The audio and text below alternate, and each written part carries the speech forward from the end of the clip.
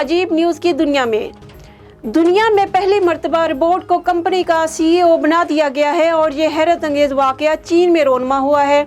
ये एक खातून रोबोट हैं जो मसनूई ज़हानत के तहत काम कर रही हैं और उन्हें मिसेस टांग जो का नाम दिया गया है, जो 10 अरब डॉलर कंपनी का नज़्मो नक्श चलाएंगी।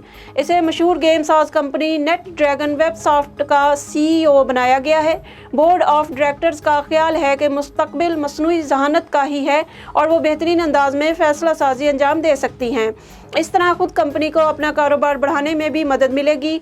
कंपनी के मुताबिक टांग यू चूँकि इंसान नहीं है और वो तासुब से बालातर होकर कंपनी को हर मुलाजिम के लिए यकसा तौर पर अहम और यकसा मौके से भरपूर जगह बना देगी।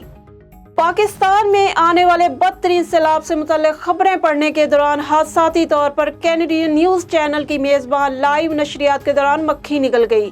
ग्लोबल न्यूज़ चैनल की अनाउंसर फरह नासिर बराह रास्त नशरियात में पाकिस्तान में सैलाब से पैदा होने वाली सूरत हाल से मुतल्लिक खबरें पढ़ रही थी कि अचानक मक्खी मुंह में चली गई।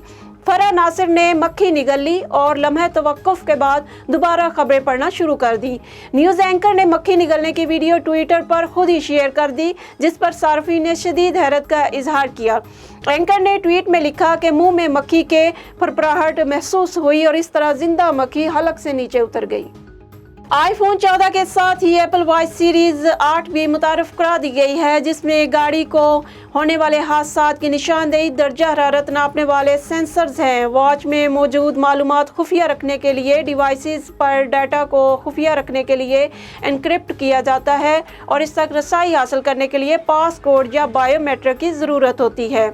BBC के मुताबिक एप्पल वॉच सीरीज 8 की अमेरिका में कीमत $399 है, जबकि बरतानिया में ये $419 में दस्तयाब है।